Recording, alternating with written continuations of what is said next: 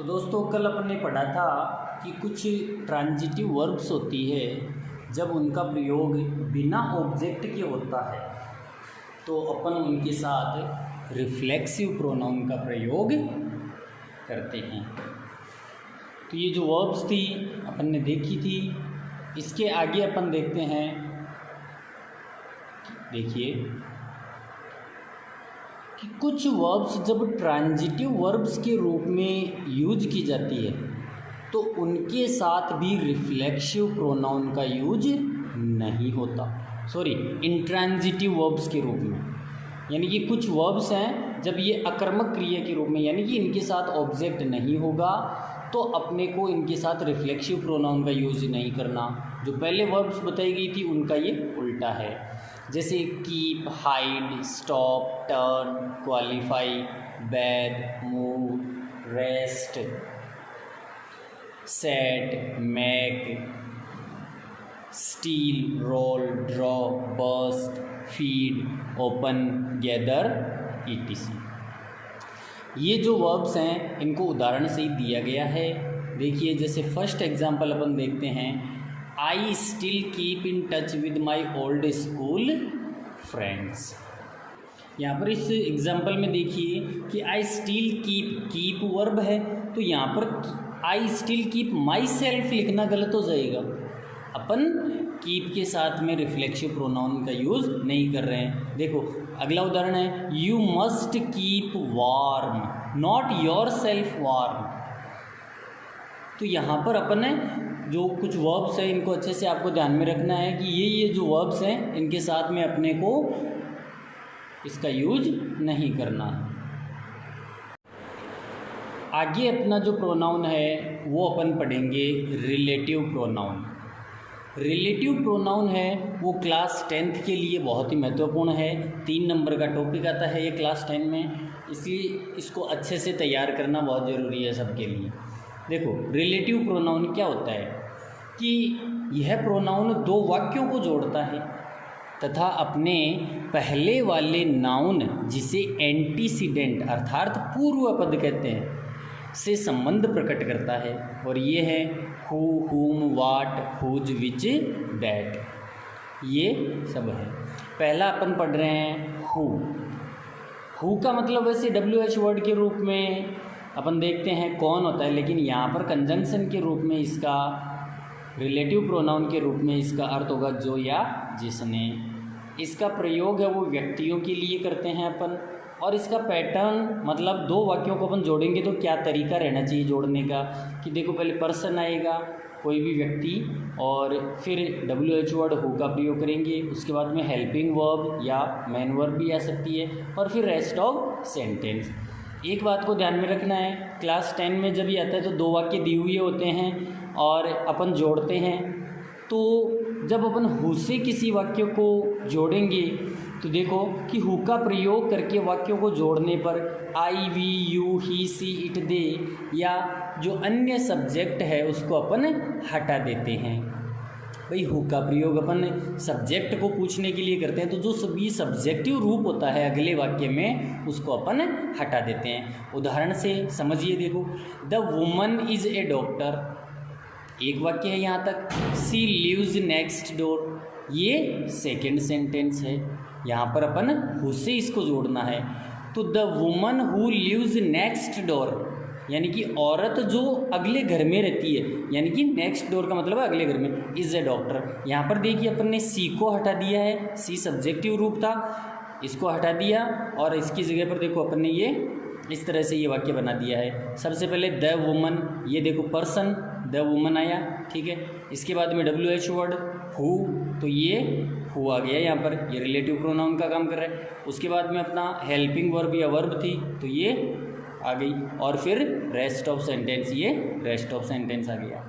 इसी तरह से ये जो उदाहरण दिए गए हैं इन सबको आपको अच्छे से समझकर तैयार करना है, तो इसको तैयार कीजिए। अगला अपना जो रिलेटिव प्रोनाउन है वो है हुम। पहले हु पढ़ा था, अब अपन पढ़ रहे हैं हुम। हुम का मतलब जिसको, रिलेटिव प्रोनाउन के रूप में whom का मतलब क्या हो रहा है, जिसको। इसका यूज किसके लिए करना है, देखो प्रयोग व्यक्तियों के लिए ऑब्जेक्ट के रूप में, हु का प्रयोग अपन सब्जेक्ट के लिए कर रहे थे और whom का प्रयोग अपन ऑब्जेक्ट के रूप में कर रहे हैं। इसका पैटर्न क्या रहेगा, सीधा सा ये तरीका आपको ध्यान में रखना है। पहले पर्सन आएगा, मतलब कोई भी व्यक्ति है तो उसका नाम या प्रोनाउन वगैरह भी आ सकते हैं उसमें, फिर अपन whom का प्रयोग करेंगे, फिर पर्सन आएगा, उसके बाद में हेल्पिंग वर्ब आएगी और फिर रेस्ट ऑफ सेंटेंस आएगा। इसमें ये जो नोट दिया गया है ये ध्यान देने की बात है। अपन जब हु पढ़ रहे थे तो सब्जेक्ट को हटा रहे थे, जब whom का यूज करेंगे तो देखिए whom का प्रयोग करके वाक्यों को जोड़ने पर me, us, you, him, her, it, them आदि ये जो अपने ऑब्जेक्ट हैं इनको अपन हटा देते हैं। एक उदाहरण से समझिए, देखिए the woman was on holiday, I want to see her. ये अपने दो सेंटेंस हैं, इन दोनों सेंटेंसेस को जोड़कर अपने को एक सेंटेंस बनाना है। तो सबसे पहले इस स्ट्रक्चर के अनुसार अपन पर्सन लेंगे, जो फर्स्ट सेंटेंस है उसका पर्सन है द वुमन, फिर अपन ये जो whom लेंगे, उसके बाद में फिर पर्सन है, देखो यहाँ पर पर्सन लिखा हुआ है, यहाँ पर ये प्रोनाउन है लेकिन आई आता तो पर्सन के लिए ही है तो ये पर्सन हो गया। फिर हेल्पिंग वर्ब या मैन वर्ब वांट आ गई और उसके बाद में ये रेस्ट ऑफ सेंटेंस आ गया। इस तरह से ये this is the boy you beat him, तो इसको आप जोड़ोगे तो this is the boy whom you beat. अब यहाँ पर देखो दिस के बाद में अपन इसका प्रयोग नहीं कर सकते whom का, क्योंकि अपने पैटर्न से मैच नहीं करेगा। पहले अपन ने लिखा है भाई कि पर्सन लगाना है अपने को, लेकिन ये दिस पर्सन नहीं है, ये तो प्रोनाउन है और थिंग्स के लिए अपन यूज़ में करते हैं इसको, रेयर केसों में व्यक्ति के लिए यूज़ करते हैं। तो यहाँ पर ये पहले सेंटेंस में बॉय दिया गया है तो इसके जस्ट बाद अपन ने whom का प्रयोग कर दिया और फिर ये जो अपना ऑब्जेक्टिव केस है यू, इसको अपन ने यूज़ कर लिया यहाँ पर यू बीट। अब यहाँ पर देखिए ये जो यू है इसमें लिखा गया है कि यू को हटाना है, लेकिन ध्यान देने वाली बात ये कि ये जो यू है वो ऑब्जेक्टिव रूप है, लेकिन यहाँ पर ये जो रूप है वो सब्जेक्ट है। यू का ऑब्जेक्ट भी यू होता है और यू का सब्जेक्ट भी यू होता है। यहाँ पर अपन देखो हिम को हटा देते हैं, ये हिम है, ये ऑब्जेक्टिव केस है, इस वाक्य में नहीं आ रहा, तो इस तरह से अपन whom का प्रयोग सीख सकते हैं। आगे बढ़ते हैं अपन अब whose। अगला जो अपना रिलेटिव प्रोनाउन है वो है whose। whose का मतलब है जिसका, जिसकी या जिनका। ऑफ विच, यानी कि ये जिसका जिसकी या जिनका है इसको अपन ऑफ विच से भी एक्सप्रेस कर सकते हैं। और ये थिंग्स, एनिमल्स और पर्सन्स सबके लिए काम में लिया जाता है। इसका प्रयोग देखिए कि व्यक्ति या जानवर के साथ किसी अन्य व्यक्ति या वस्तु का संबंध बताने के लिए अपन whose का प्रयोग करते हैं। पैटर्न देखिए इसका, पर्सन या थिंग, पर्सन भी आ सकता है, फिर कोई वस्तु भी आ सकती है, फिर whose की जगह अपन ऑफ विच का भी यूज कर सकते हैं, फिर पर्सन या थिंग आएगी और फिर रेस्ट ऑफ सेंटेंस आएगा। नोट में देखिए whose का प्रयोग करके वाक्यों को जोड़ने पर my, our, your, his, her, its, their को हटा देते हैं, यानी कि ये जो पजेसिव केस आएंगे इन सब को अपन वाक्यों से हटा देंगे। उदाहरण देखिए, this is the boy his father teaches you English. अब इसको देखना है अपने को, दिस इज़ द बॉय, ये तो एज इट इज़ आ गया यहाँ पर, ठीक है। अब यहाँ पर अपन लिख रहे हैं whose, ये पैटर्न के अनुसार है पर्सन या थिंग, तो ये बॉय पर्सन आ गया, फिर whose, फिर अपन को यहाँ पर देखना है पर्सन, तो यहाँ पर फादर आ गए, उसके बाद में रेस्ट ऑफ सेंटेंस वर्ब लिख कर ये रेस्ट ऑफ सेंटेंस लिख देंगे अपन, टीचेज यू इंग्लिश।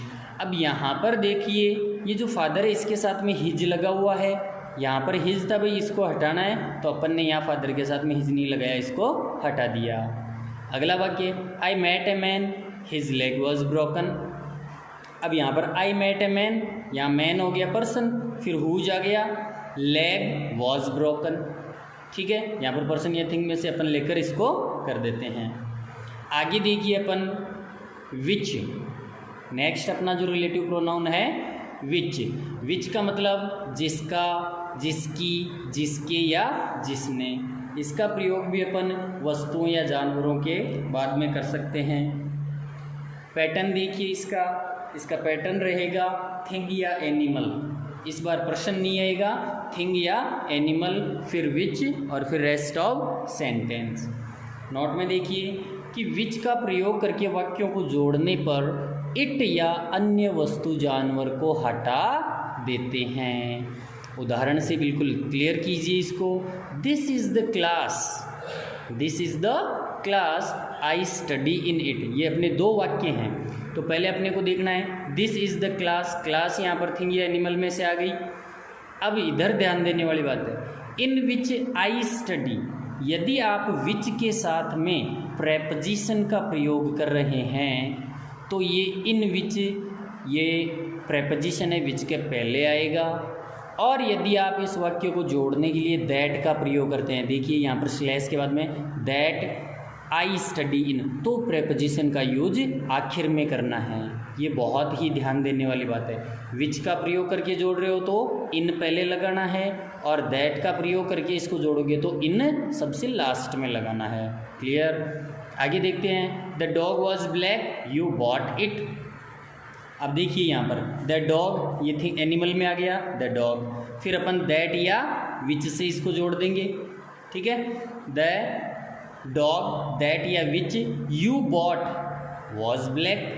अब यहाँ पर अपन ने क्या कहा कि इट या अन्य वस्तु जानवर को हटा देते हैं, तो यहाँ पर दूसरे वाक्य में देखिए इट था, इसको अपन ने हटा दिया यहाँ से। ठीक है, आगे बढ़ते हैं अपन, देखते हैं यूज अब दैट का। दैट देखो, जो, जिसका, जिसकी, जिसके या जिसने, ये रिलेटिव प्रोनाउन के रूप में दैट का अर्थ होता है। प्रयोग अपन सजीव और निर्जीव दोनों के लिए इसका कर सकते हैं। पैटर्न क्या रहेगा?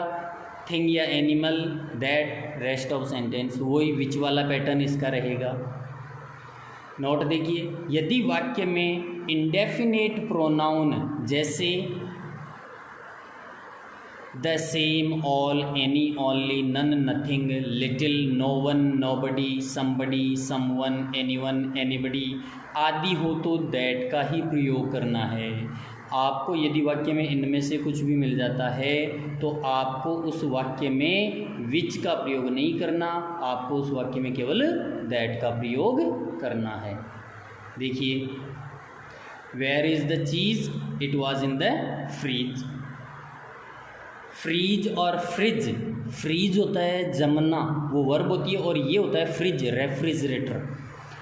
तो देखिए इसको, वेयर इज़ द चीज़, ये यहाँ तक का अपना सेंटेंस है। क्वेश्चन मार्क को हटाया, फिर दैट लगाया, और वॉज इन द फ्रिज। अब यहाँ पर इट को हटा दिया अपन ने, सीधी सी बात है, यहाँ दैट से जोड़ रहे हैं। Here is the story I want to tell it, तो here is the story that I want to tell. इस तरह से इसको आपको जोड़ देना है।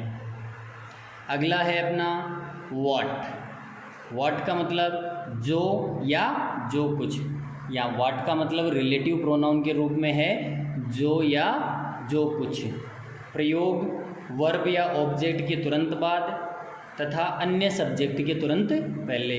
इसका जो पैटर्न है वो इस तरह से रहता है, वर्ब या ऑब्जेक्ट से वाक्य शुरू होता है, फिर अपन व्हाट का यूज कर देते हैं, फिर अदर सब्जेक्ट आता है, और फिर जो भी रेस्ट ऑफ सेंटेंस, ROS का मतलब है रेस्ट ऑफ सेंटेंस, जो शेष वाक्य है वो आ जाता है। या फिर डायरेक्ट व्हाट से शुरू करते हैं, अदर सब्जेक्ट लगाते हैं, और फिर रेस्ट ऑफ सेंटेंस लगाते हैं।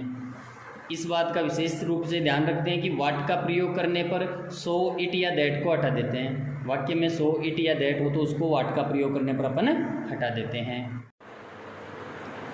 यहाँ पर देखिए वाक्य, यू से so it is not correct, तो इसको अपन को जोड़ना है।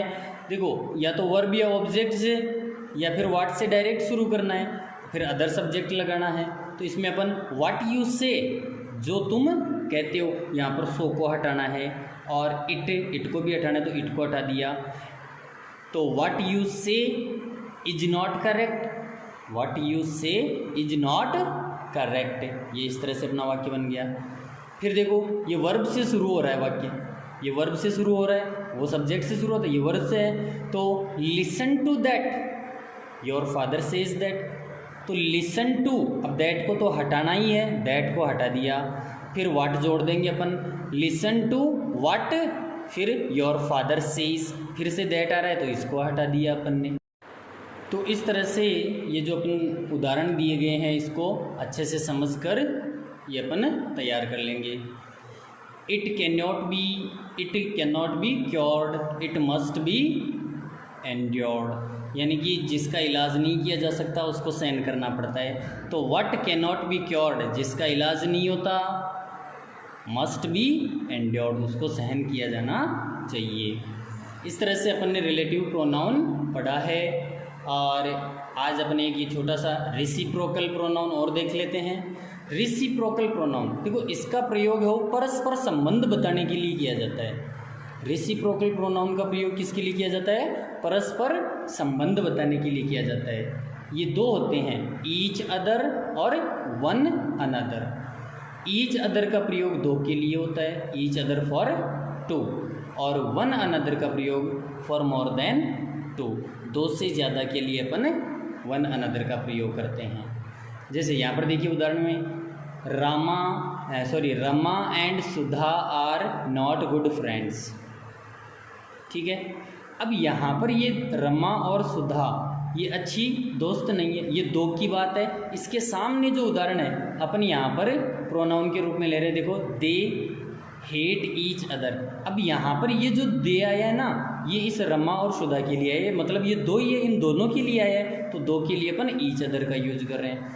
चिल्ड्रन लव वन अनदर, बच्चे हैं वो एक दूसरे को प्रेम करते हैं। तो चिल्ड्रन, ये कोई दो बच्चे ही थोड़ी हैं, वो जितने भी बच्चे हैं वो सब ऐसे ही करते हैं, कुछ हेट भी करते हैं, तो अपन चिल्ड्रन के साथ में यहाँ पर वन अनदर का यूज कर रहे हैं।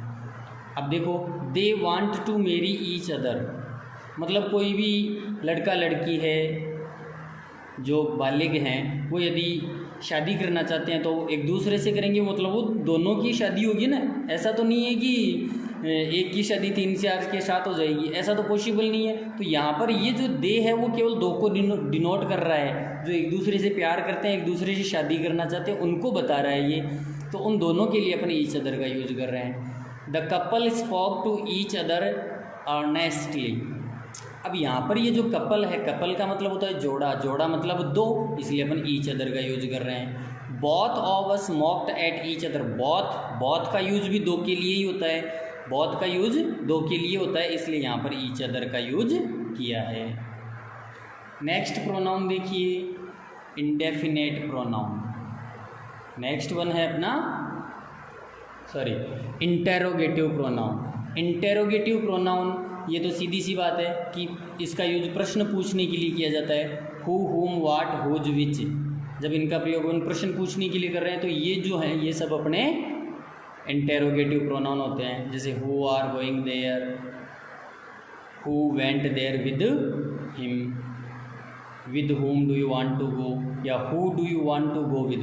अब यहाँ पर ध्यान देने वाली बात है कि ये जो हुम है ना, इससे बनने वाले वाक्य को अपन हु से भी बना लेते हैं। जब अपन हु से बनाते हैं तो देखो प्रेपोजिशन आ रहा है लास्ट में, और जब हुम से बनाते हैं तो प्रेपोजिशन आ रहा है पहले।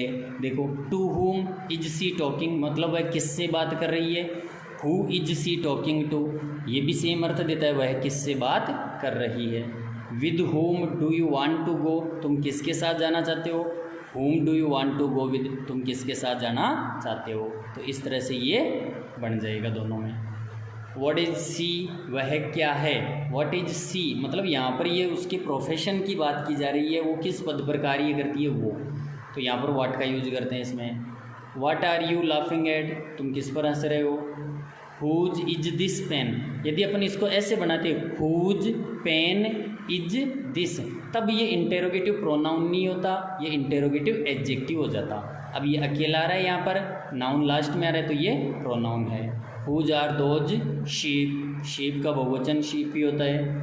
विच इज़ योर पेन या which is your favourite dress. इस तरह से अपन इनको कर लेंगे। और बाकी जो इंडेफिनेट प्रोनाउन है, इसको डेमोन्स्ट्रेटिव प्रोनाउन को, डिस्ट्रीब्यूटिव प्रोनाउन को, और जो अपना लास्ट है एम्फेटिक प्रोनाउन, उसको अपन अगले लेसन में पढ़ेंगे। उसके बाद में अपन वर्ब स्टार्ट करेंगे। तो ठीक है, आज के लिए इतना ही काफ़ी है, बाकी अगले चैप्टर में, अगले वीडियो में। धन्यवाद।